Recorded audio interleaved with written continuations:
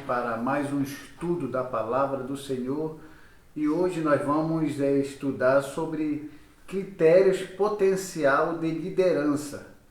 E isso é importante nós estudarmos porque precisamos de capacidade espiritual para escolher pessoas que realmente querem trabalhar para o Senhor, pessoas que querem realmente entender a missão que é dada a nós para pregarmos o Evangelho.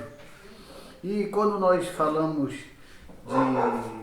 de liderança, e nós entendemos que liderança não é algo relacionado à politicagem que aí existe. Liderança não é simplesmente como as pessoas querem crer, que é só uma maneira de se exibir e dizer que está à frente e usa mais aquela posição para mostrar mais autoritarismo do que autoridade. Porque autoritarismo é uma coisa, autoridade é outra. Pessoas que impõem e não ouvem as ideias dos outros, isso não é autoridade, isso é autoritarismo. Então tem um líder e tem um chefe. Chefe vocês já sabem, é aquele que só ele é o bom, só ele que faz que as coisas acontecem, as opiniões não valem, mas o líder é diferente. O líder ele consegue ter essa conexão, ele consegue ter esse vínculo com o seu grupo e o grupo cresce. Então, quando nós falamos de liderança, a primeira coisa que o líder precisa ter é a sabedoria de escolher as pessoas que vão trabalhar ao seu lado. E claro que eu devo admitir e reconhecer que nos nossos dias, como se escolhe as pessoas para trabalhar na obra do Senhor, são coisas absurdas, são coisas que trazem vergonha. E eu, no desenrolar aqui da aula, você vai perceber que tem algumas denominações, aí eu vou falar, eu gosto de citar o nome de denominações que eu conheço, por exemplo, Assembleia de Deus, Ministério de Belém. Tem uma maneira de escolher as pessoas para trabalhar na obra, tem uma maneira de escolher as pessoas para serem consagradas ao ministério, estratégia, métodos muito estranhos, que, segundo a palavra do Senhor, não condiz. E aí eu fico me perguntando, onde começou tudo isso para que os outros pastores pudessem se sentir bem em ter sido escolhido para o ministério pastoral ou para o ministério de presbítero, diácono, ter que passar por alguns constrangimentos para que aí então a aprovação dele seja certa, a aprovação dele seja aceita e que aquela pessoa realmente seja escolhida de Deus. São escolhas, são decisões tomadas que, à luz da palavra do Senhor, são coisas de extrema loucura, de extrema falta de consciência, de se entender os critérios realmente para se escolher uma pessoa para trabalhar na obra.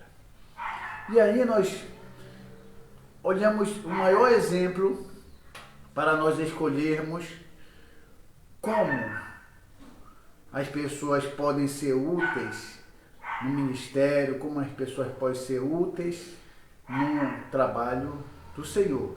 Então, a primeira coisa que não deve acontecer dentro de uma escolha é a amizade. É você escolher uma pessoa por amizade. Aí você olha, não, mas ele é meu amigo, mas ela é minha amiga, então por ela ter uma amizade comigo, por ele ter uma amizade comigo, eu vou levar ele ao ministério de diácono, eu vou levar ele ao ministério de presbítero e de pastor e assim por diante. Isso não é legal, porque a amizade não tem nada a ver com o que a pessoa irá fazer depois. Porque até então aquela pessoa é seu amigo e você indicou aquela pessoa pela amizade, mas depois aquela pessoa vai fazer esse trabalho em algum lugar e se ela não tiver a preparação adequada para fazer o que é para se fazer exatamente como a Bíblia pede, e aí onde é que fica? Você indicou a pessoa, você não teve alguma iluminação do Espírito Santo, você não foi tocado pelo Espírito Santo, você não viu naquela pessoa nenhum potencial que pudesse ficar naquele cargo. Então tem gente aí que ele indica porque sou amigo, amizade. Então esse é o primeiro erro, não indicar ninguém por amizade. E tem aquelas outras pessoas que indicam pessoas ao ministério para trabalhar na obra por medo de que aquela pessoa saia daquele ministério. Aí eu aqui, um pastor, aí eu percebo que aquela irmã, aquele irmãozinho, está quase querendo não ficar na denominação que eu pertenço. E eu meio que preocupado com ele ou com ela, querendo que ela não saia, porque muitas vezes essa preocupação de alguns pastores, que uma ovelha, eu vou chamar de ovelha, que não sai dessa igreja, não é porque ele está preocupado com a pessoa em si, é porque aquela pessoa é dizimista. E ele sabe que se aquela pessoa sair, vai ter um desfalque, vai ter, digamos assim, uma diminuição no que chamamos de dízimo. E tem pastor que olha a pessoa como dízimo. As pessoas não é olhado como alma, as pessoas são olhadas como dinheiro.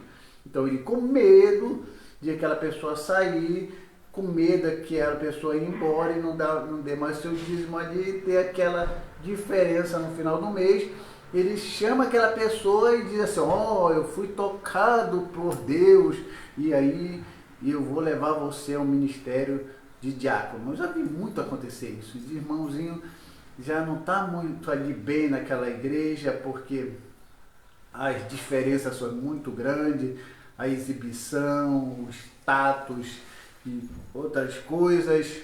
E aquela pessoa pensa, poxa, eu vou para uma igreja mais humilde, uma igreja que as pessoas têm mais comunhão. E aquele pastor percebeu, porque às vezes ele não percebe, tem uns olheiros, você sabia? Tem na igreja os olheiros que dizem, não, pastor, tem uma pessoa aí que quer sair da igreja, porque é isso, ninguém reconhece ele. Aí o pastor, ele quer uma posição, então chama ele aqui. Aí chama aqui, olha, você vai ser consagrado a diácono tal dia, traga os seus documentos, e aí essa pessoa é incluída por esse motivo. Mas a pessoa não tem vocação, a pessoa não tem chamada para aquilo, mas por causa do pastor não querer perder, aí ele coloca aquela pessoa. Então esse tipo de líder não serve também. Um líder é por amizade, outro líder é porque está com medo de perder aquela pessoa. E isso acontece em várias situações. Se você colocar a sua cabeça para pensar, existem várias maneiras que as pessoas querem consagrar uma pessoa sem ter condições ou toque do Espírito Santo. Ok, pode acontecer de uma pessoa que não tem capacidade. É diferente de uma pessoa não ter capacidade e ser escolhida para fazer um trabalho e depois fazer um grande trabalho. Sim, pode acontecer, porque a capacidade é uma coisa. A pessoa não tem capacidade, mas Deus já tem um plano para aquela pessoa trabalhar e desenvolver uma obra. E Deus vai capacitando ele. Isso acontece. O que eu estou falando é a falta de capacidade de que aquela pessoa não tem nada a ver com aquilo. A pessoa nem gosta daquilo, nem quer fazer aquilo.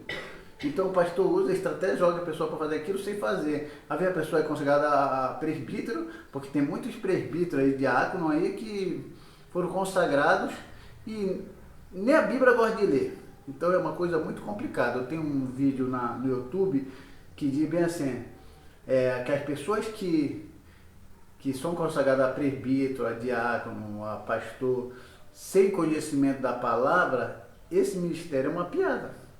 O ministério é uma piada.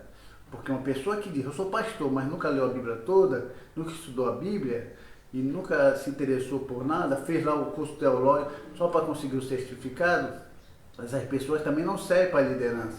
Essas pessoas não servem para situações em que o trabalho é sério.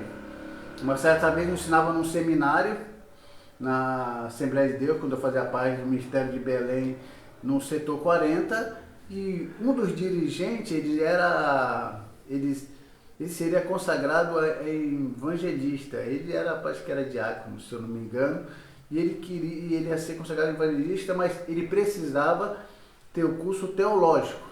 Então eu fui ensinar esses obreiros para eles depois se formarem e depois conseguir o certificado e serem consagrados a evangelista.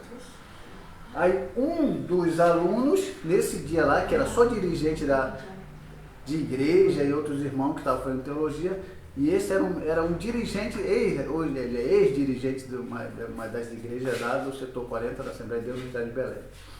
E ele, no meio da aula, ele olhou para mim e falou bem assim: professor, eu quero fazer uma pergunta. De o quê? A duração da nossa aula era 2 horas de aula, todos os sábados. E eu acho que é pouco demais para. Então o que acontece? Ele chegou diante de mim e disse: olha, professor Johnny, por que você não pega esse certificado e já libera para nós, e a aula que seria 2 horas seria meia hora. E aí a gente se formava, aí já ia se apresentar era um ministério de evangelista, e ficaria tudo boa, ficaria tudo bem. E eu olhei para ele e disse assim: olha, é o seguinte, aqui é um lugar sério, estudamos a palavra de Deus seriamente, e você só tem 2 horas de estudo. Quando eu fiz teologia era de segunda a sexta, todos os dias, das 19 às 22 horas, vocês só estão tendo uma aula num sábado, e 2 horas não é nada. Vocês vão pegar certificados, vocês só vão ficar bom mesmo na palavra do Senhor se vocês continuarem estudando. E você chega aqui, interfere na aula, diz que essa aula deve ser reduzida para meia hora, pede para me liberar o certificado para você ser consagrado a evangelista. Eu vou te dar um conselho: pegue a sua caneta, pegue o seu caderno e vá embora, porque você está no lugar errado. Aqui é para pessoas que querem estudar a Bíblia. E aquele dirigente daquela igreja ficou muito chateado, achou que eu peguei muito pesado. Vocês perceberam? Tem pessoas que não querem estudar a Bíblia seriamente. As pessoas querem simplesmente estudar a Bíblia, não entender quase nada de Bíblia, querem um certificado para depois ficar falando por aí que é um teólogo, que tem formação teológica, mas que não sabe de nada. Então um líder, ele precisa ter visão, um líder ele precisa ter conhecimento, um líder precisa ler a Bíblia. Pelo menos leia 5 capítulos por dia, menos de 1 ano você vai ter lido a Bíblia toda. Então um líder tem que se aperfeiçoar, ele tem que crescer, ele tem que conhecer, ele tem que procurar, tem que perguntar, tem que observar, que aí ele vai desenvolvendo e ele vai crescendo a cada dia, e isso é bom para ele. Então quando Jesus escolheu os seus 12, é interessante, os 12 não tinham capacidade de nada, mas ele viu naqueles 12 potenciais e capacidade que depois eles teriam com a aprendizagem, com o ministério de ensino de Jesus.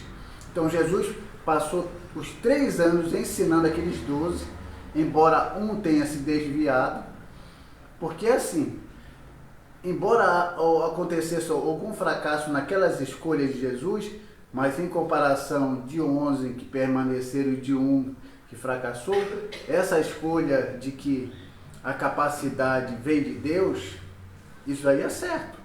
Agora, escolher uma pessoa sem capacidade e sem interesse, aí é difícil. Mas tem gente que escolhe, como eu falei para você, por amizade. Por amizade você vai ser consagrada.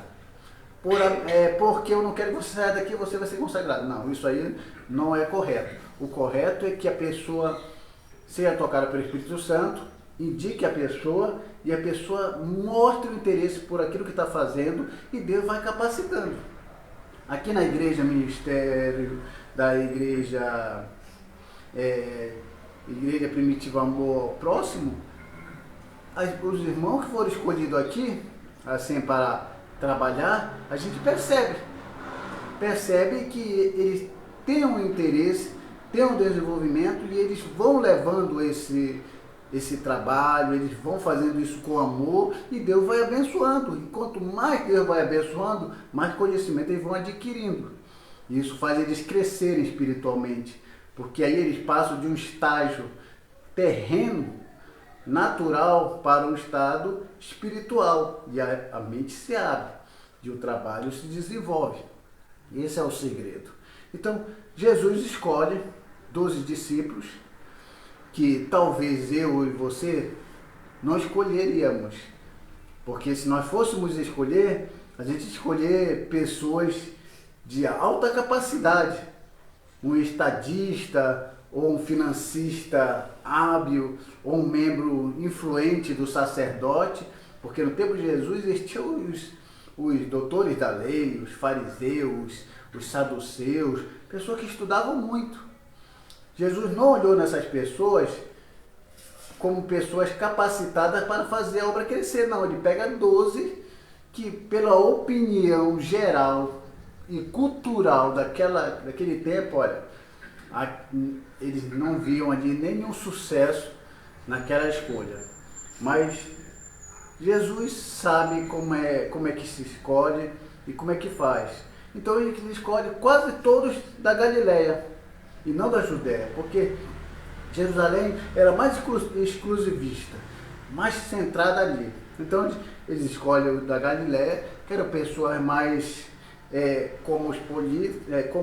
cosmopolita, que se davam muito bem com outros povos, tinham a mente mais aberta e poderiam receber essa nova mensagem, esse evangelho, que é o evangelho quer dizer boas novas, para pregar às nações. Mas o que acontece? A escolha de Jesus foi nesse patamar. Ele escolheu e ensinou. E é por isso que eu disse que quando Jesus disse para os seus que o Espírito Santo vos fará lembrar tudo o que eu vos tenho dito. Jesus falou isso para os seus seguidores. É impossível um líder saber algo se ele nunca leu. É impossível o líder saber algo que ele nunca estudou. Essa questão de que vem a revelação para a nossa mente do que está escrito e o entendimento, isso é ilusório. Quem prega isso, quem ensina isso, é a igreja, Congregação Cristã no Brasil, que eles dizem que abre a Bíblia e o Espírito Santo revela e eles pregam. Isso aí não é bíblico, isso aí não existe ninguém dos apóstolos, nenhum dos seguidores, nem dos profetas, sempre foram pessoas bem estudadas e pessoas que liam o Torá, pessoas que liam os escritos de outros apóstolos e tinham o seu crescimento. Por que a Congregação Cristã ela diz que a Bíblia vai ser revelada? Porque o seu próprio fundador, Luiz Franciscon, não concluiu o ensino médio. Ele só tinha o fundamental. Então já dá para perceber, ele não gostava de estudar. Embora ele tenha vindo de uma igreja que estudava muito, que é a igreja presbiteriana, ele também percebeu que um povo educado, um povo que tem cultura, um povo que tem estudo, não recebe qualquer coisa. A Congregação Cristã, o que o ancião falar ali, aquele povo aceita, porque é um povo sem estudo. Então tudo que o ancião falar vai ser tratado, vai ser aceito como verdade. Então o que acontece entre a revelação e entre a inspiração do Espírito Santo? a Bíblia, ela já foi revelada, certo? Quantos livros há na Bíblia? 66 livros, 39 no Antigo Testamento e 27 no Novo Testamento. Essa é a quantidade de livros que existe na Bíblia protestante.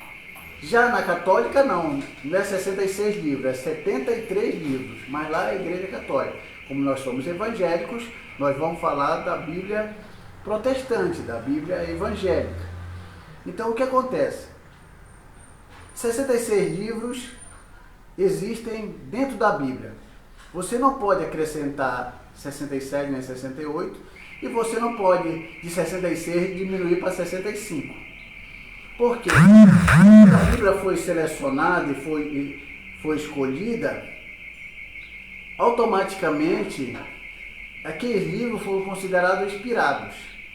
Aí existe uma palavrinha que nós chamamos de canon.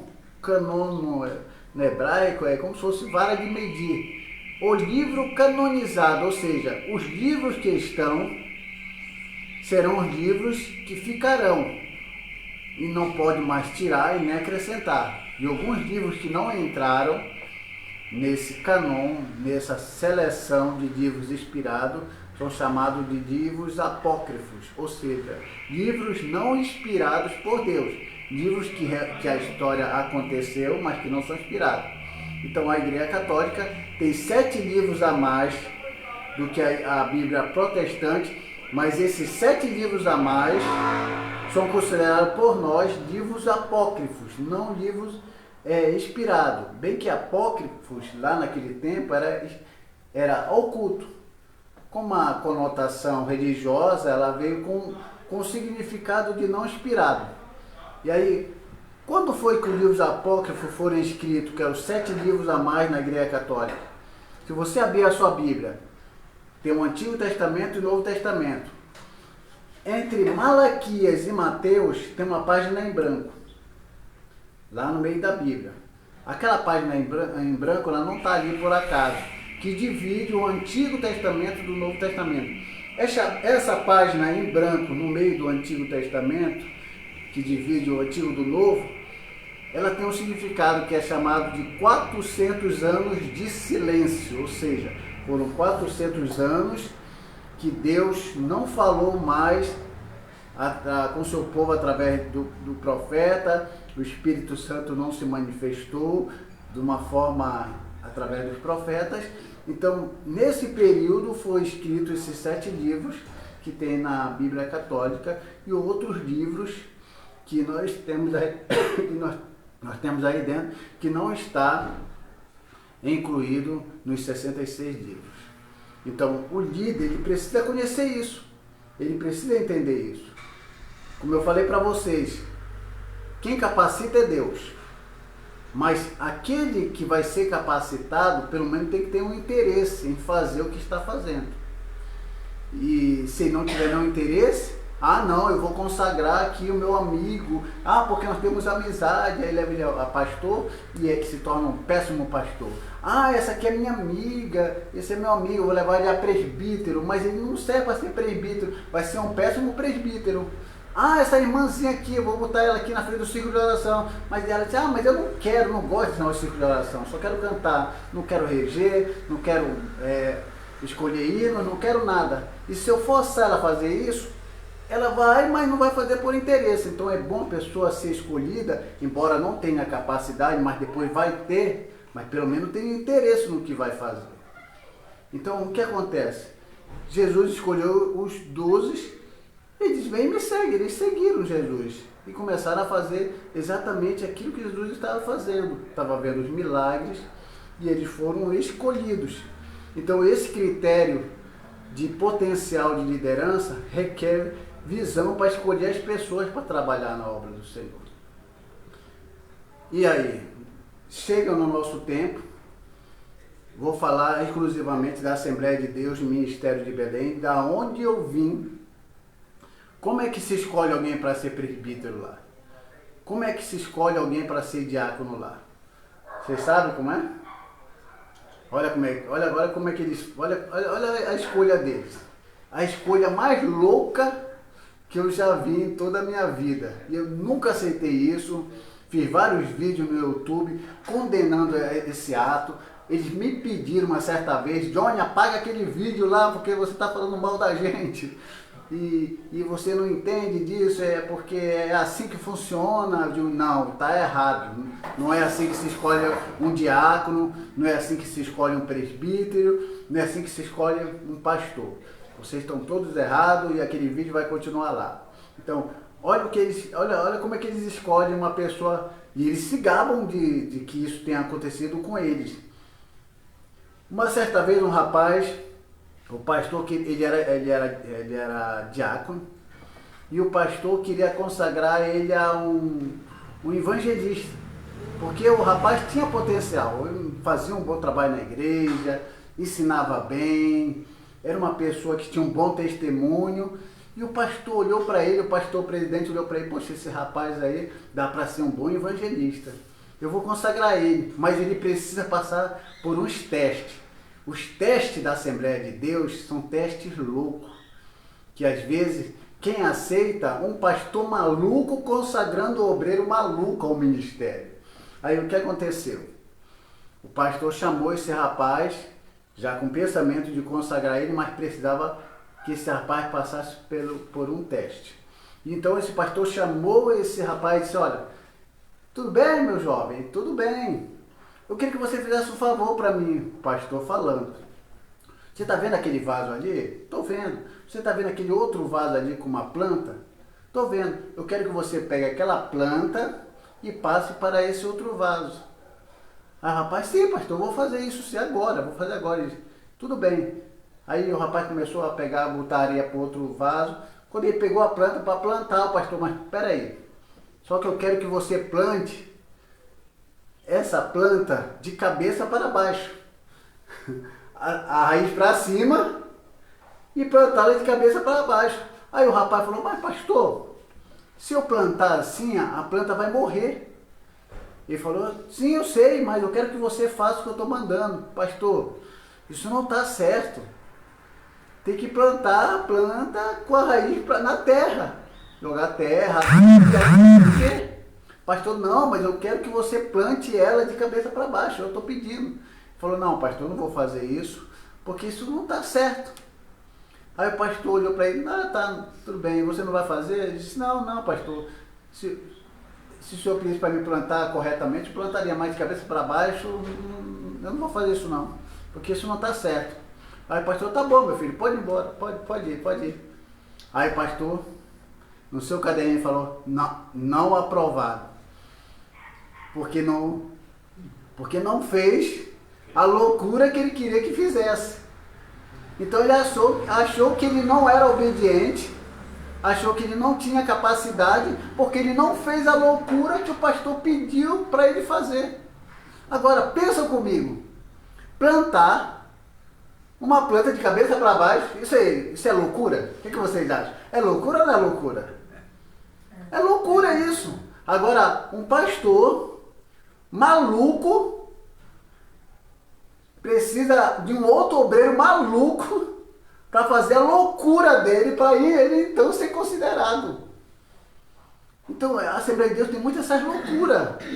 Então esse pastor viu naquele rapaz e disse assim: olha, você não. Então ele conversando com o outro obreiro falou: olha, o rapaz lá não foi aprovado para ser evangelista, porque eu mandei ele plantar uma planta de cabeça para baixo e a raiz para cima. Ele não fez o que eu mandei, então ele não tem capacidade. Ele não serve para ser evangelista. Então, esse tipo de líder, ele passou por isso e quer fazer isso com todo mundo. Eu vi uma outra vez que um pastor que ia ser consagrado a presbítero, disseram para ele: olha, limpa esse fogão. E um rapaz lá que ia ser consagrado a presbítero limpou o fogão, bem limpinho. Aí o pastor chegou para ele: ainda está sujo, limpa ele. Aí ele foi, limpou mais. Aí a terceira vez: ainda está sujo, limpa ele. Mas não estava sujo. Era só para testar a paciência do outro, para ver até se ele ia fazer, quantas vezes ele pedisse. Até que o irmão falou, irmão, eu não vou mais limpar esse lugar não, já tá quase brilhando, tá parecendo um diamante. Pastor, não, mas eu quero que tu lave de novo. Ele falou, não vou mais fazer isso não. Onde é que tem sujeira aqui? Me mostra que uma sujeira aqui. Ele falou, mas eu quero que você lave de novo. Rapaz, não vou lavar de novo não. Não. Já mais 4, 5 vezes que eu lavei esse fogão aí, e ainda tá vendo sujeira onde? Ele nem me fala que tá sujo, não mostra pra mim onde é que tá sujo e quer que eu lave de novo? Não vou lavar não. Aí o pastor da Assembleia de Deus, Ministério de Belém, chegou à conclusão. Não serve para o ministério porque não fez a loucura que eu queria que ele fizesse. Palhaçada, né? É palhaçada, isso, a irmã falou tudo, palhaçada. Palhaçada. Uma certa vez também eu vi, então, nós estamos falando sobre liderança. Então, esses tipos de líderes, eles estão mais para oprimir a pessoa e não, eles não são, não são de Deus. Uma certa vez um rapaz consagrado a diácono. Isso eu falo de experiências que eu vivi lá, quase toda a minha vida na Assembleia de Deus. O rapaz consagrado, o pastor pegou no bolo e passou a mão no terno dele. Ó, e limpou assim a mão dele. Aí o rapaz assim olhou para ele. Pastor, o senhor sujou meu terno. Sabe que terno nem para lavar na máquina não pé, né? É difícil isso. Pastor, sim, e daí? Não, mas só que é isso aqui, como é que eu vou lavar? O senhor faz uma coisa dessa e ficou chateado o rapaz. Aí o pastor chegou à conclusão, não serve para ser diácono. Já vi nego assanhar o cabelo do outro, pisar no sapato do outro, pedir coisas absurdas. Também está esquecendo. E quem também o dízimo, quem não for dizimista, né? Sim, ela vai chegar lá. Vai chegar lá. Então são esses testes malucos que eles fazem. Pergunta, eles vivem pela Bíblia? Eles dizem que vivem pela Bíblia. Agora me mostra na Bíblia Jesus fazendo um teste desse. Jesus é o libertador, o opressor do diabo. Jesus fez um teste com os seus seguidores, ele falou, me segue. Jesus falou, vem e me segue. Mas esses pastores, a maioria da Assembleia de Deus, eu não vou falar Deus de amor, que deve ser quase o mesmo ritmo, mas da Assembleia de Deus, onde eu vivi, onde eu passei no ministério, eu era presbítero, professor de teologia em vários seminários lá, e eu percebi isso lá. Então é uma maneira de avaliar que eu digo que eu estava até falando aqui, missionária Fernanda, que uma certa vez um rapaz, o pastor, mandar ele passar a planta de um vaso para o outro. Aí ele ia passar, mas ele ia ser consagrado a evangelista, caso ele passasse nesse teste. E o pastor mandou ele plantar a planta de cabeça para baixo. A raiz para cima e a planta de cabeça para baixo. Aí ele falou, não pastor, mas isso não está certo. Mas eu quero que você faça, porque eu estou pedindo. Não pastor, ela vai morrer. Não, mas eu sei que ela vai morrer, mas eu quero que você faça isso. Não pastor, não vou fazer isso, não vou plantar uma planta. Aí não fez, aí o pastor, tudo bem meu filho, vai embora. O menino foi embora, aí ele não serviu para ser consagrado a evangelista, porque não fez a loucura que ele queria que ele fizesse. Porque ele, sendo um pastor maluco, queria consagrar um outro maluco. Como o outro não era maluco, não serve para fazer parte desse circo de loucos e malucos que existem no Ministério da Assembleia de Deus, no Ministério de Belém. Às vezes você que está me assistindo, você acha que eu estou falando mal da Assembleia de Deus. Eu estou falando fatos reais que lá acontecem. Eu não estou falando mal da Assembleia de Deus. Falar mal é você criar uma situação que lá não existe. O que eu estou falando aqui é verdade. Eu vivi lá dentro e vi isso.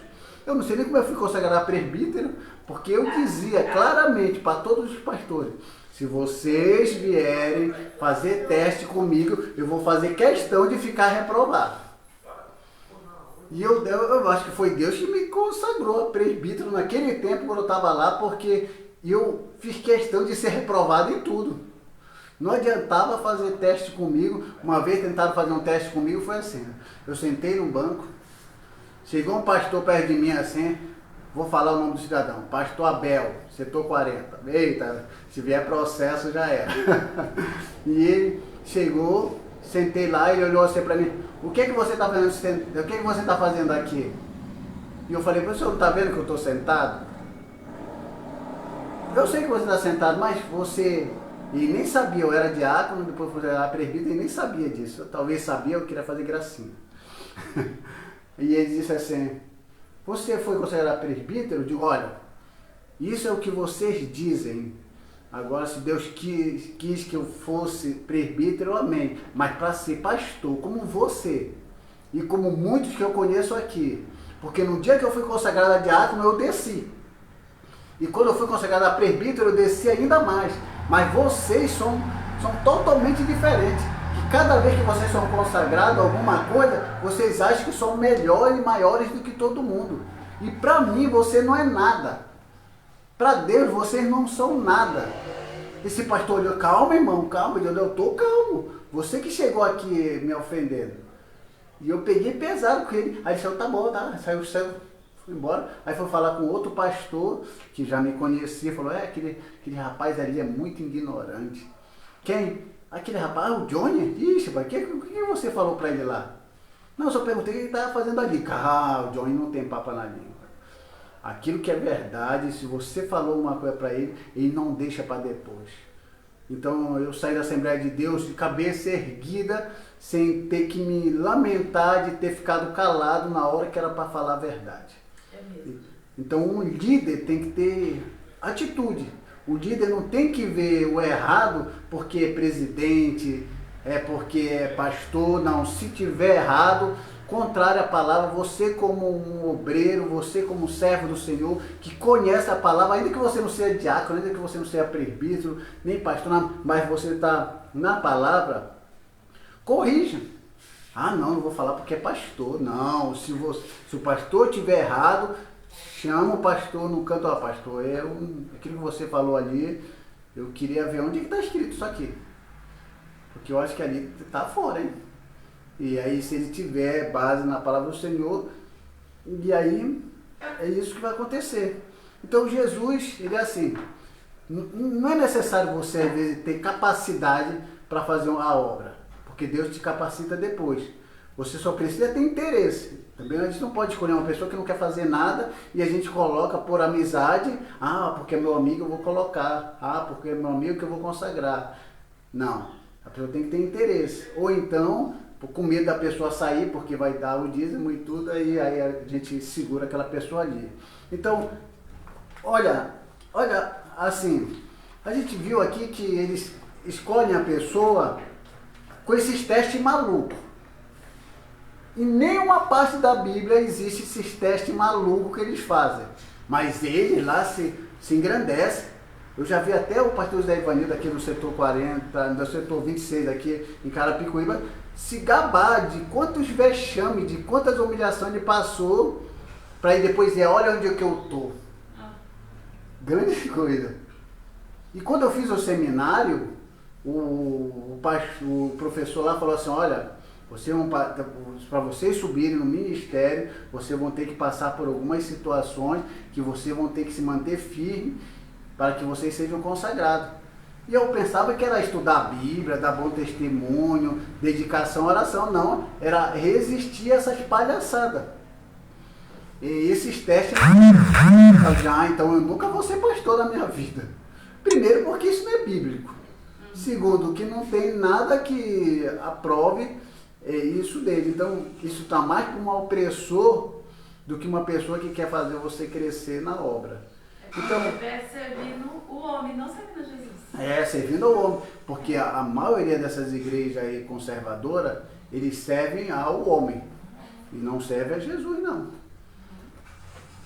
Quando eles saem para pregar, digamos assim, eu saí muito para a evangelização com os irmãos aqui da Carapicuíba aqui do Tonato, saía com eles. Eles chegam para a pessoa e falam assim, olha, você quer aceitar Jesus? Então a pessoa ouve a história, vê o que Jesus fez e aceita Jesus. Só que quando a pessoa chega lá, nos primeiros meses, eles deixam a pessoa quieta e não falam nada. Aí a pessoa vai servindo realmente a Jesus, porque aceitou Jesus, canta, louva, vai com felicidade, vai com alegria. Com o passar do tempo, eles chegam para a pessoa, depois de uns 2 anos, 3 anos, 4 anos, chegam para a pessoa, olha, é o seguinte, aqui no ministério tem regras. Já muda. Então, para você continuar aqui, você precisa aceitar. Então, aí a gente fica uma dúvida. Você aceitou Jesus ou vai aceitar a regra da igreja? Então, qual é a nossa regra aqui? Você não pode, esse cordão que você tem no pescoço, pode tirar. Essa calça comprida aí que você tem, pode tirar. Aí a pessoa fala, mas onde está na Bíblia que você pegar? Não. Aqui não é que está na Bíblia. É que você precisa vestir a camisa. Tinha essa palhaçada. Tinha que vestir a camisa do ministério. Então, tira esse seu brinco. Você não pode mais pintar essa sua unha. Só os homens podem pintar a unha de base branca.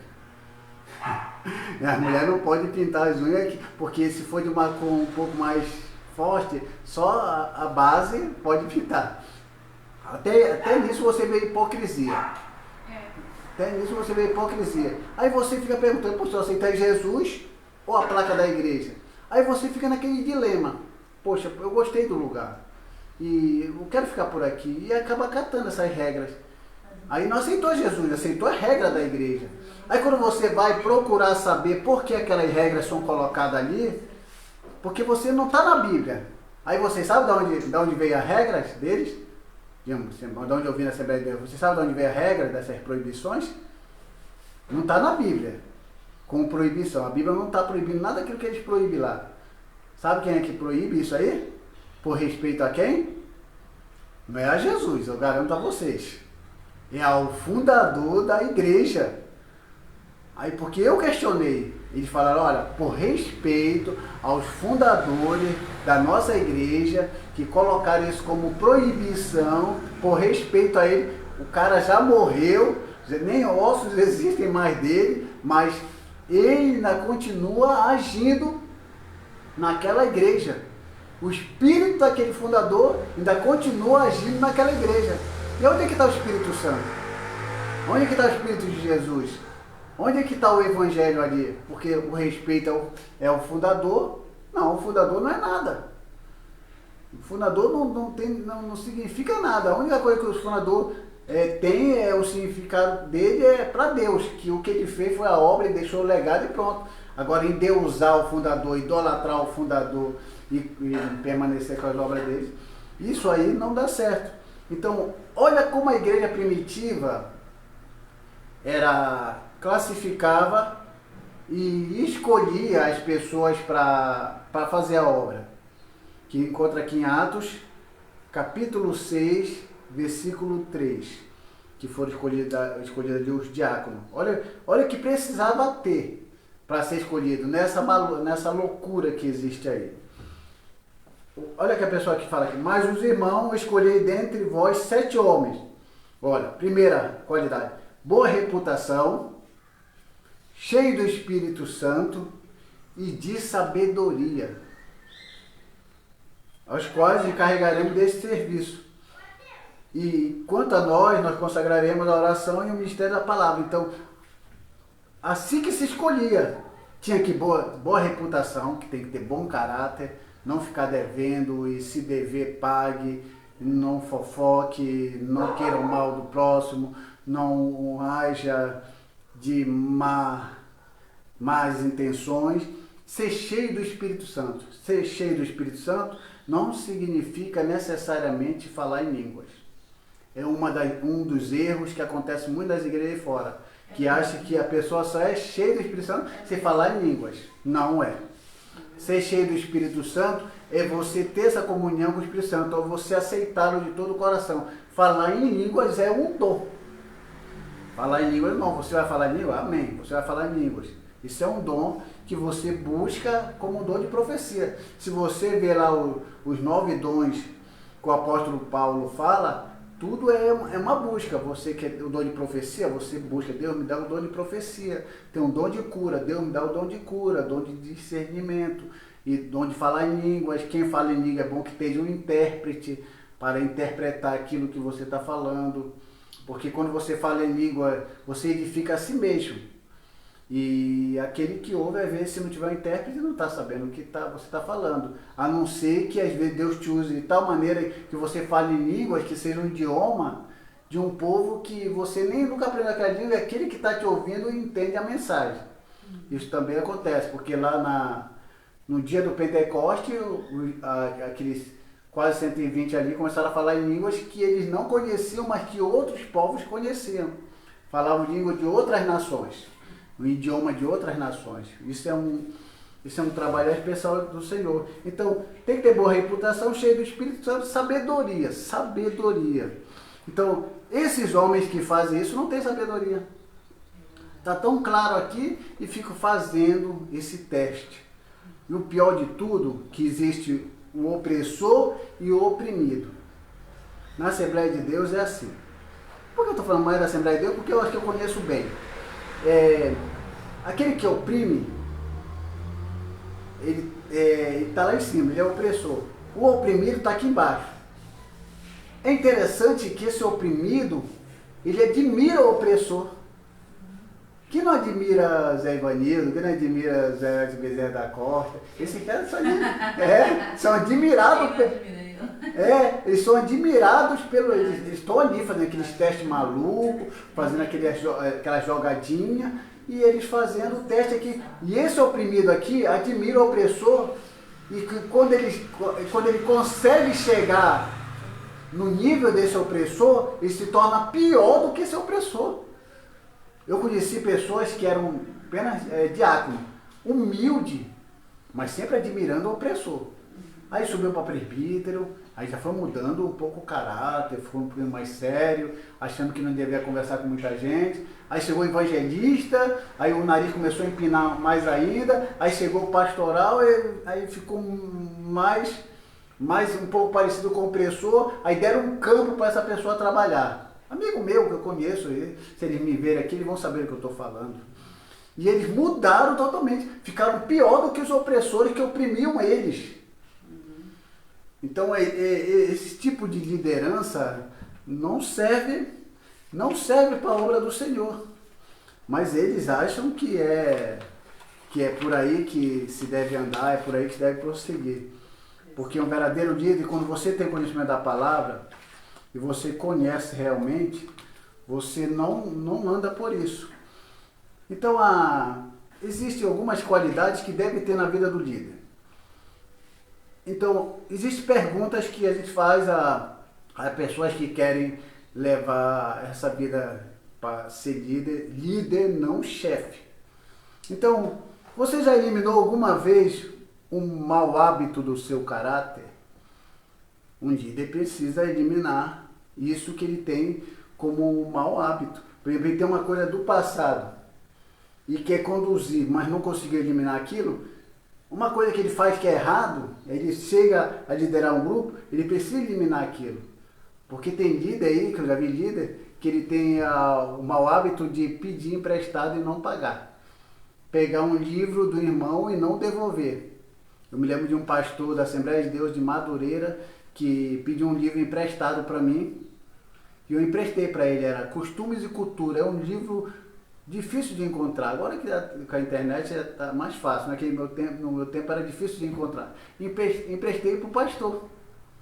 Quando eu fui buscar lá o livro, ele falou, não vou te devolver o livro. Ele falou, não vou te devolver o livro. Eu falei, não, eu só tenho esse livro, pastor. Não, esquece esse livro, eu não vou te devolver. Não, o senhor está brincando. Não, eu estou falando sério. Eu disse, não, pastor, eu preciso do meu livro, eu preciso estudar. E eu estou estudando sobre missiologia e aquele livro lá de costumes e cultura, tem muita coisa interessante sobre cultura. Eu disse, não, você pode ir embora, eu não vou devolver o seu livro. Mas é meu, pastor, eu não vou devolver. Não, pastor, o senhor está entendendo, eu preciso do livro. Não, vai embora da frente da minha casa. Ele me expulsou da frente da casa dele. Meu Deus.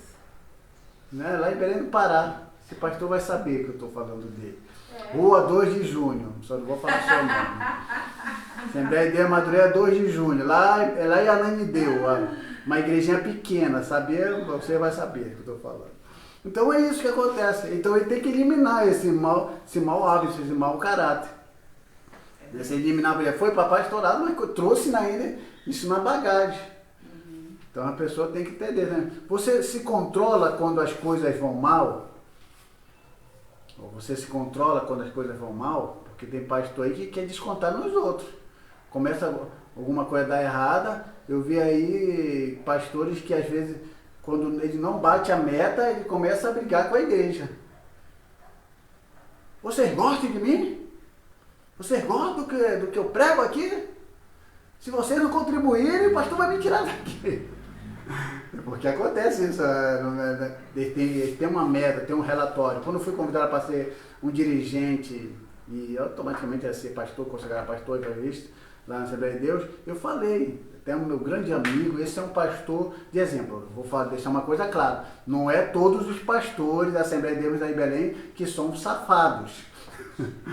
Tem muita gente lá, tem muito homem de Deus ali. Então esse pastor, eu faço questão de citar o nome, pastor Amaro, do setor 40, que não é mais do setor 40, não sei qual é o setor ele está, homem de Deus, ele me chamou para mim ser pastor. Eu falei, pastor Amaro, o senhor é um homem de Deus, mas eu não vou aceitar por causa do relatório, por causa dessa meta. E aí eu vou começar a cobrar para os irmãos dar de dízimo, oferta e tudo, e criar estratégia de cantina, e eu não quero isso. E ele falou, não, mas você é um conhecedor, dá para você fazer um bom trabalho. Eu disse, não, pastor Amaro, homem de Deus, e eu disse não para ele, por causa dessas coisas. Então, se for para mim não controlar o mal, então não adianta. Você se controla quando as coisas vão mal. O dia que perde o autocontrole em circunstâncias difíceis, perde o respeito e confiança. Ele deve ser calmo durante as crises, flexível na adversidade e no desapontamento. Então é isso. Está dando tudo certo? Amém. Ele tem que ficar bem. Começou dando errado? Também tem que ficar bem. Foi desapontado? Tem que aceitar aquilo de boa e depois conversar. Alguém trouxe uma ideia, uma opinião, ele tem que ouvir a opinião para que a obra venha a crescer. O melhor para a obra. Eu gosto muito desse ministério aqui na nossa Igreja Primitiva Amor Próprio, porque ele se ouve. Eu acho muito bom isso, a gente se ouve e vê o que é melhor para a obra do Senhor. Não é uma coisa de ego. Não é uma coisa de ego, não, eu sou pastor, eu vou pensar no seu caso. Aí depois, o pastor vê, eu vou pensar no seu caso, ele chega lá na casa dele, quem vive do ego, porque o ego tem um centro, o eu. Eu tenho que estar à frente, eu que tenho que ter da ideia, eu que tenho que ser, porque tem que começar por mim. Aí o pastor fica pensando, mas se eu pegar a ideia daquela irmã, se eu pegar a ideia daquela irmã, para quem vai os créditos? Vai para ela, então não vou receber a ideia dela. Eu vou fazer algo quase parecido e não fazer o que ela fez, mas um pouquinho diferente para dizer que foi eu que fiz, a ideia é minha. Tem gente que é assim, sabia? Tem líder não, isso é um chefe, que pensa assim, ele vai pelo que ele pensa. Você pensa independentemente, embora eu use o máximo o pensamento alheio, o líder não pode permitir que os outros pensem por ele ou tomem decisões em seu lugar. Ok, isso aqui é mais sério. Decisões que o pastor precisa tomar, ele precisa tomar. Em uma situação que é mais delicada, numa situação de pecado. Ele não vai perguntar para uma outra pessoa, será que eu devo conversar com essa pessoa? Não, ele deve conversar com essa pessoa sim. Será que eu devo mostrar para essa pessoa na Bíblia do que ela fez está errada? Sim, ele como líder vai ter que mostrar na Bíblia que é assim. E aí na igreja, que é muito grande, tiver uma coisa que rolou no meio de campo, e aí ele vai ter que tomar uma decisão sim, e ver o que pode fazer. E não deixar para outro, porque tem pastor que já foi aí, que ele joga para a mão do outro. E depois ele diz que o outro que tomou a decisão errada. Eu me lembro aqui na Pérola do Oeste. Teve um dirigente que era Pérola do Oeste, eu nem lembro o nome dele. Eu fui lá uma vez no culto, quando eu fazia parte da Assembleia de Deus, com um presbítero, sentei no banco, ele não me chamou lá para frente, me ignorou, depois eu fiquei de boa. Quando acabou a reunião, fui para casa, no outro culto que eu fui lá, só para conversar com ele, porque como o culto tinha outras pessoas, visitantes lá, e eu fui para ele, pastor, eu quero conversar com você. porque você, eu sendo presbítero, você não me chamou para... Nem que eu não faço questão de ir para o púlpito, mas por falta de respeito da parte dele, eu tive que conversar. Ele falou, não, é porque o meu segundo não chamou você, ele que errou. Aí eu conversei com o segundo, que tinha um pontinho aqui na Jacarandá, ele falou, irmão, que cara de pau. Ele que falou para mim não chamar você lá para cima do púlpito, agora ele coloca a culpa em mim, para te ver, de 2 palavras. Aqui no setor 26, dirigente aqui da Praia do Oeste. Não é o pastor Hugo, olha, não é o senhor não, pastor Hugo, o senhor é homem de Deus. É um outro depois de você. Né? Tem que deixar claro, que o pastor Hugo sim, que quando ele agora tá no Ipiranga, não foi ele, foi um outro depois dele. Né? Então é isso. Então tem coisas que a gente precisa ver. Ó. Você é capaz de receber críticas objetivamente e permanecer firme? Você sabe transformá-la em benefício? Uma pessoa humilde pode obter benefícios de críticas insignificantes, até mesmo de maliciosas. Críticas. Dentro da crítica tem uma divisão. O crítico e o contestador. Vocês sabiam disso? Que dentro da crítica tem isso? O crítico é aquele que fala assim, Juliana, você está errada. Aí você, tá, estou errado em quê? Você está errada nisso. E como é que eu faço? Você faz assim, assim, assim, assim, assim. O crítico é assim, ele te dá a solução para você resolver, e você vai e resolve, e fica tudo bem. Já o contestador é o seguinte, ele fala assim, Ivan, você está errado. Aí você, tá bom, estou errado em quê? Não sei, mas você está errado. Esse é o contestador, é o chato. É aquela pessoa que diz que você está errado, mas ele não sabe dizer que você está errado e ele não te dá solução para você resolver o seu problema. Esse é o contestador. Então, se aparecer crítico na igreja que critique, mas dê a solução para que haja seja construído e aquilo cresça, amém, que todo mundo seja crítico aqui. Agora, contestador é uma merda. Contestador é uma coisa do capeta, porque ele só fica dizendo que não gosto disso, não quero que isso é assim, não dá solução para nada, só fica contestando, fica só falando e não dá solução para nada.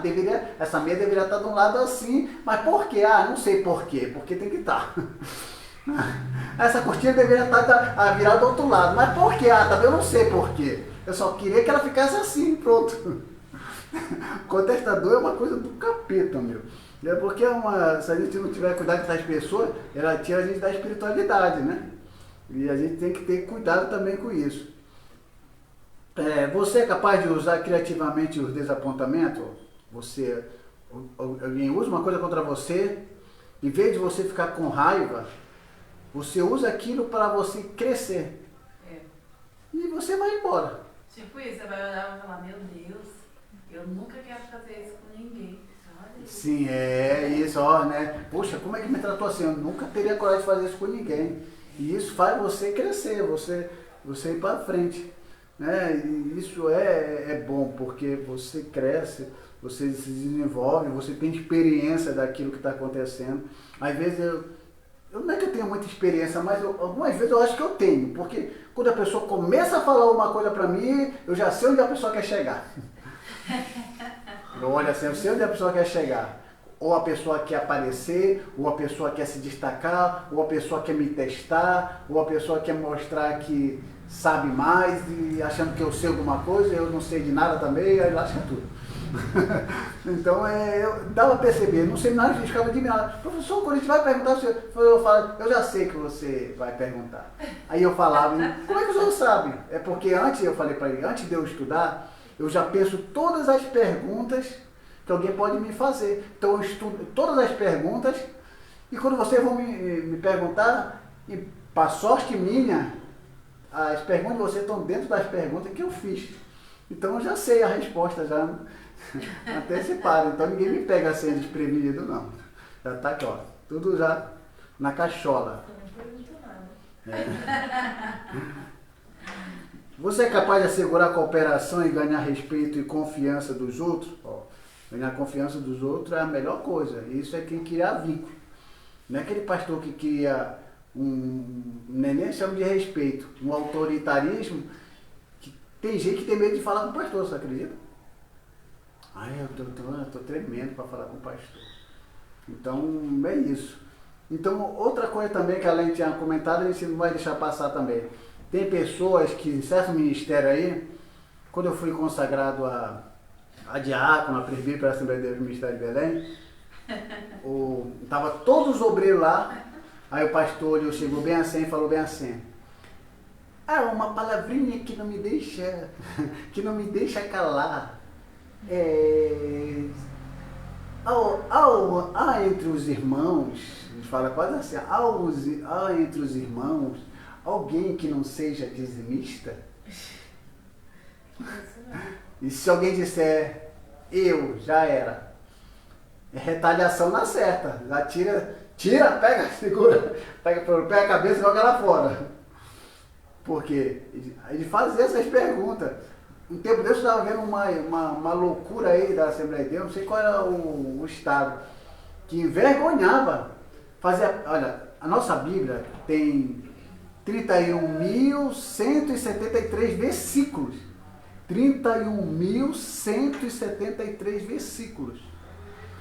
Até eu, que tenho muitos anos de teologia, nunca consegui memorizar 31.173 versículos. E tinha lá o pastor Abraão, aonde é que está escrito não sei o que. O cara dizia, poxa, essa aí eu não estou muito bem lembrado. Fazia envergonhar os obreiros na frente de todo mundo. Que a pessoa às vezes não sabia, né? Então tem isso aí. Então o dízimo, assim, o que acontece? Na Assembleia de Deus é assim. Tudo é pago lá. Você sabia que tudo é pago lá? Para você ficar na frente do cargo, se você não for dizimista, você não fica na frente do cargo do círculo de oração, você não fica na frente do cargo do professor da escola dominical, você nem senta no púlpito. Você tem que ser dizimista. Se você não for dizimista, na Assembleia de Deus, se você não for dizimista, você nunca vai ser um diácono, você nunca vai ser um presbítero, nunca vai ser. Acontece de alguém ser consagrado a não ser um dizimista fiel, por causa da amizade de alguns pastores que passam pano. Mas se eles souberem lá, porque eu não era um dizimista como eles queriam que eu fosse. Então, por amizade de alguns pastores, eles passavam o pano para mim e eu fui consagrado. Por quê? Por causa dessas coisas. Então, para ser professor da escola dominical, tem que ser dizimista. Para ter algum cargo na igreja, tem que ser dizimista. Então, meio que a pessoa... Nos últimos anos, eu me lembro, né, te pegaram tanto no teu pé para você ser dizimista, que foram tirando você dos cargos para você ser dizimista impor mesmo que você desce, porque, né, fizeram isso porque pensavam que você ia ser dizimista. Sim. E como você não foi, chegou um tempo que eles pegaram mesmo firme. Pegaram pesado. Né? Eu lembro muito bem dessa parte. Sim, a Lene tá aí, a prova aí. Eles pegaram meu pé. Eu falei uma vez pro... Ele não tá mais no Ministério de Belém, graças a Deus, está na Batista. Deus abençoe ele. Não vou falar o nome dele. Ele chegou para mim assim, Johnny, você precisa ser dizimista na integralidade. Ou seja, se você recebe 1.000, você dá 100. Eu digo, ok. Só que eu vou fazer o seguinte, eu vou pegar de 100, eu vou dar 50 reais, eu como uma cesta básica, eu dou para o necessitado, e 50 eu dou para vocês. Ele falou, não, aí não é dízimo, aí é oferta. Porque se 10% de 100, não, de 1.000 é 100, então você tem que dar 100 e não dá 50. Aí não é mais 10%. E eu, tá bom então. E se eu quiser dar 150? Como diz, você recebe? Sim. Vocês perceberam? Para me dar... Você quer mais? Pode. Pode. Eu falei, então não é dízimo. Eu falei para ele, então não é dízimo, porque se eu der 150... Acima do dízimo, né? Passou acima do dízimo, passou acima de 10%, né? Então, você percebeu que você ficou todo sem jeito para quem não percebeu. Vê só que vocês perceberam. Que quando eu falei que eu ia dar 50, e não 100, você fala que era oferta. Mas se eu der 50 a mais, pode ser dízimo, mas não é oferta. Então é oferta, uma oferta alçada, mas é oferta. Te ver, é tudo muito pela lógica deles mesmo. Então qualquer dia eu vou trazer um estudo sobre dízimo aqui, vocês vão perceber. O dízimo, na realidade, é o seguinte. No Antigo Testamento, o dízimo é um mandamento. Era um mandamento por quê? Porque o povo de Israel, ele precisava sustentar algumas pessoas com esse dinheiro, que era a tribo de Levi, e dentro da tribo de Levi tinha os órfãos, as viúvas e os estrangeiros. Eles precisavam ser sustentados. Então, as outras tribos, que eram as 11, e a tribo de Levi que não teve terra, essas tribos deveriam sustentar a tribo de Levi. Então, Deus criou um mandamento no Antigo Testamento para eles darem esse dízimo para sustentar essas pessoas. No tempo da graça, continua mandamento? Não. Continua como um ato de fé e amor. Você não é obrigado a dar. Lá no Antigo Testamento era obrigado a dar. Era obrigado. Era tão obrigado a dar que se a pessoa não desse, Deus às vezes via que havia a avareza daquela pessoa e que não queria ajudar o seu irmão que precisava, porque a tribo de Levi necessitava desse dinheiro, necessitava dessa ajuda. Então, se eu não ajudar aquela pessoa que está com fome, aí Deus ia ter comigo. Aí Deus ia ter comigo. No tempo da graça, tudo mudou. Jesus nunca deu uma só instrução para o seu discípulo dizendo que o dízimo era obrigatório. Nem os apóstolos.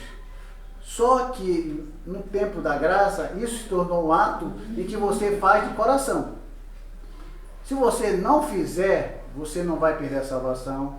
Se você não fizer, você não vai devorador na sua casa, como dizem.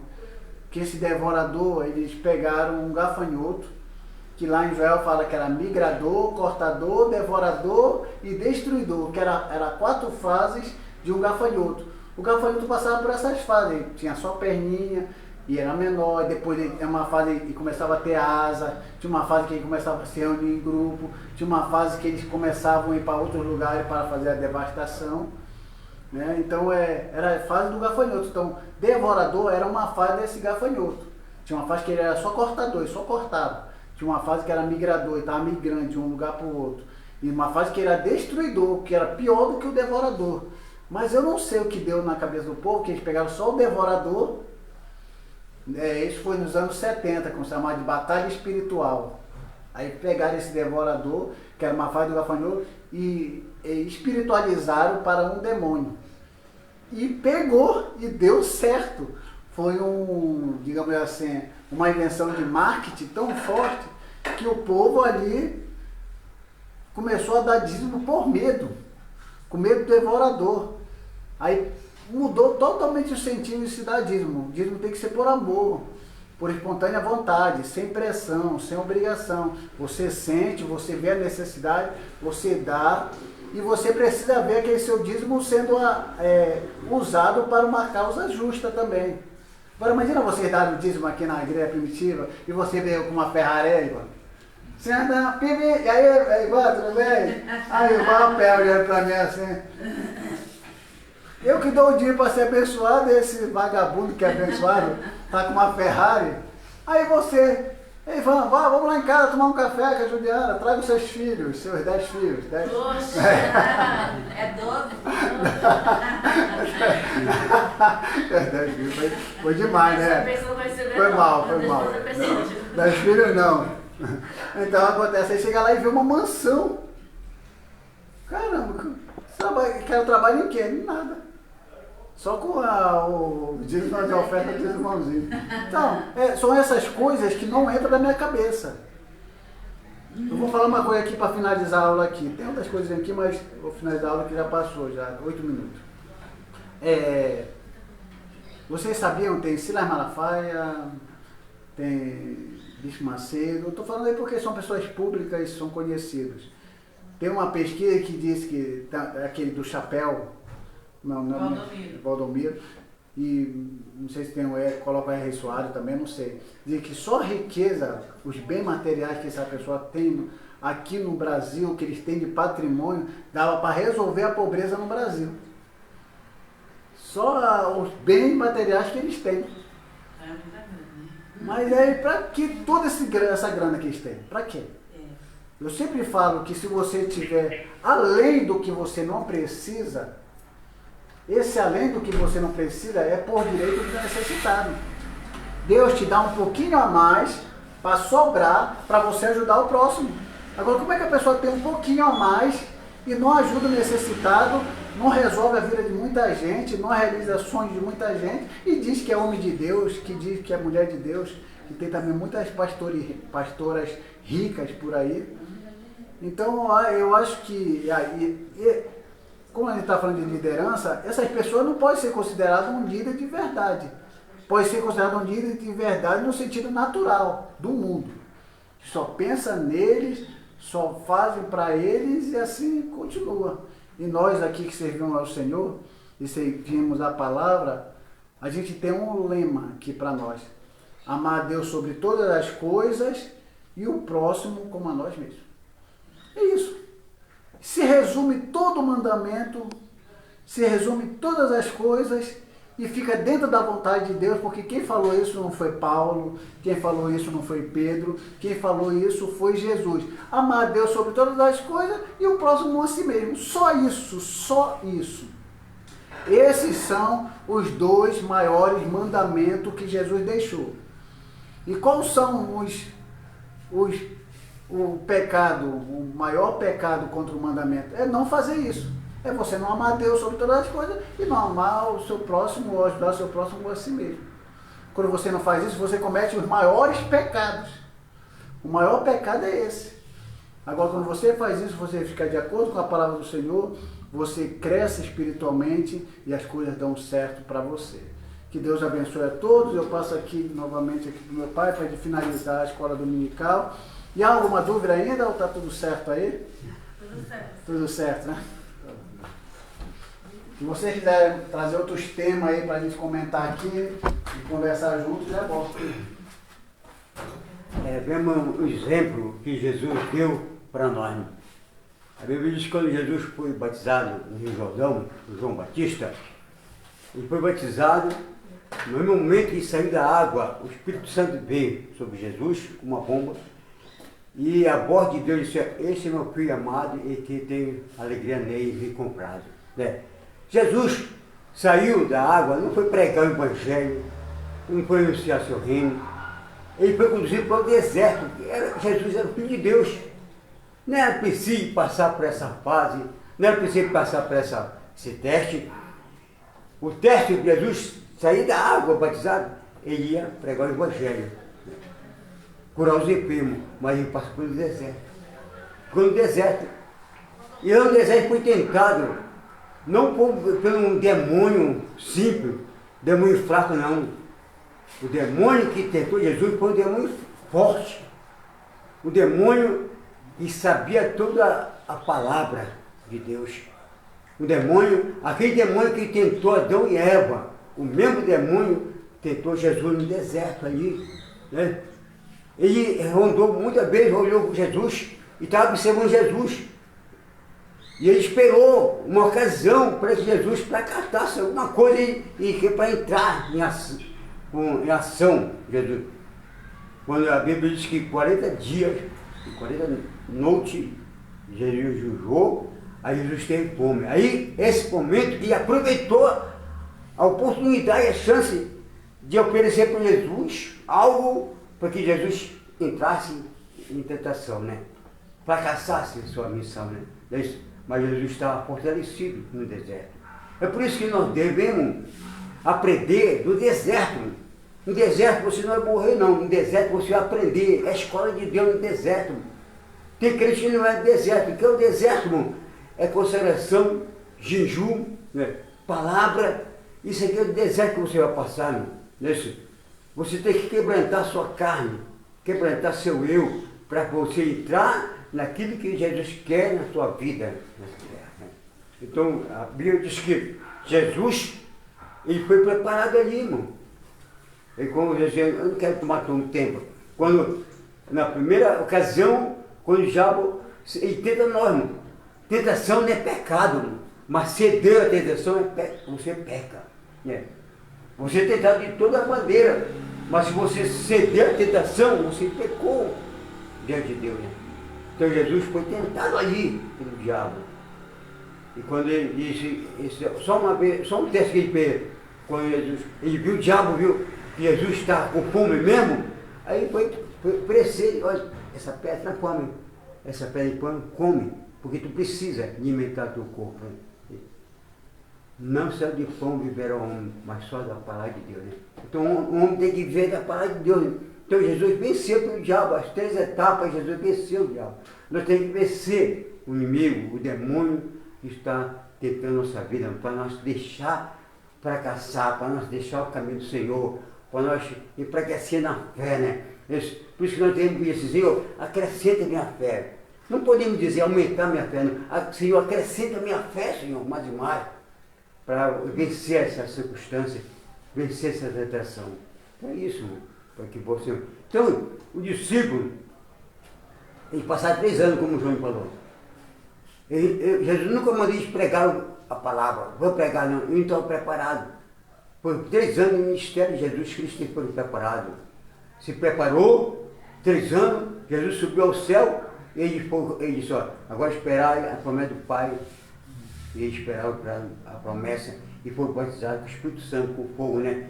E aí então Pedro começou a pregar a palavra. Que naquele momento, que a pregação de Pedro, 3.000 almas aceitaram Jesus. Então, é por isso que nós temos que ter um preparo espiritual na nossa vida.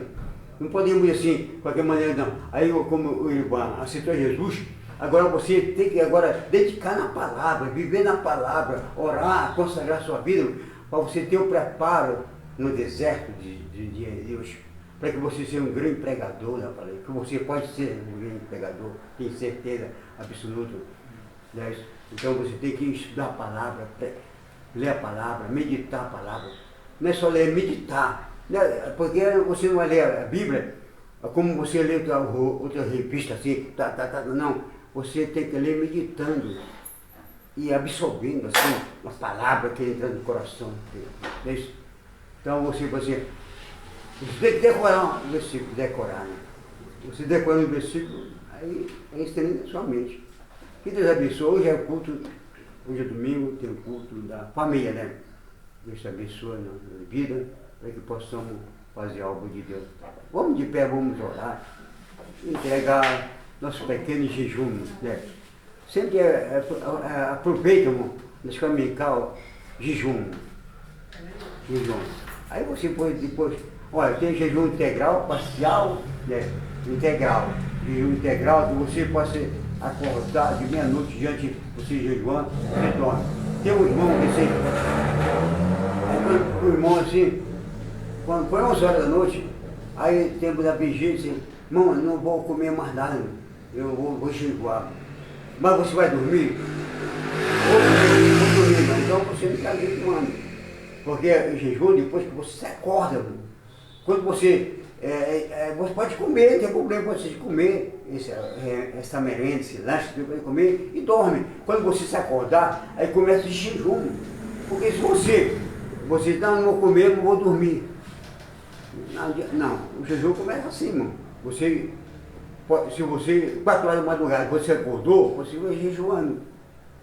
O jejum integral, você não bebe água, não come nada não. Você lê a palavra, canta o hino, e da harpa, louvar a Deus e ora a Deus.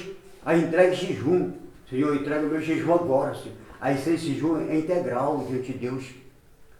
Para que Deus possa. A Bíblia diz que no Salmo 51, verso 17, assim, os sacrifícios agradáveis a Deus são sacrifícios, são o coração quebrantado, o espírito quebrantado, compungido, Deus não desprezará. Então, eu sou um sacrifício diante de Deus. Aí vocês pedem diante de Deus jejum. 10h48, aí você vai oferecer, eu vou te oferecer o meu jejum já. Eu vou tomar café, comer pão, beber água, né? É bom beber água, mas depois que você bebe água depois, tá bom? Agora jejum parcial não, você pode beber água, beber café, você está consagrando de Deus o jejum parcial. Você está jejuando de Deus, mas é uma consagração parcial de Deus, tá bom? Vamos orar. Amado Deus, querido Jesus, neste instante, neste momento, meu Pai, rogamos pedindo tuas bênçãos gloriosas na nossa vida, Pai.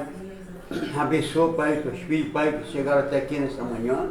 A irmã Fernanda, meu Deus, meu Pai, a missionária Fernanda, a missionária Lindalva, o Senhor Ivan, meu Pai, Deus, a Juliana, Pai, o Davi, meu Senhor Glória, Deus, meu Pai, oh Deus eterno, meu Deus, meu Pai Celestial, o João e a mim, Senhor Pai Celestial, Deus, meu Pai, esse jovem, Senhor, está aqui também, meu Pai Celestial, meu neto, meu Pai, em nome do Senhor Jesus, Pai, abençoe grandemente, poderosamente, Pai, aceite o nosso sacrifício com aroma suave na tua narina, com holocausto santo, agradável na tua santa presença, Pai, que chegue diante da tua presença, Pai Celestial, que tu possas agradar a cada um de nós nesta manhã, meu Pai, e abençoe, meu Pai Celestial, os teus filhos abundantemente, Pai Celestial, com a tua palavra, Deus, tu é poderoso, Pai, para fazer muito mais abundantemente, além do que pedimos, imaginamos, Senhor, e pensamos, Deus, porque gera o teu bem em nossa vida, Pai. Deus, é sempre nesse momento, entrega a tua palavra, entrega o nosso jejum, nosso pequeno sacrifício, que seja suave, Pai, e agradável em tua presença, Pai. Abençoe esse culto desta noite, Pai.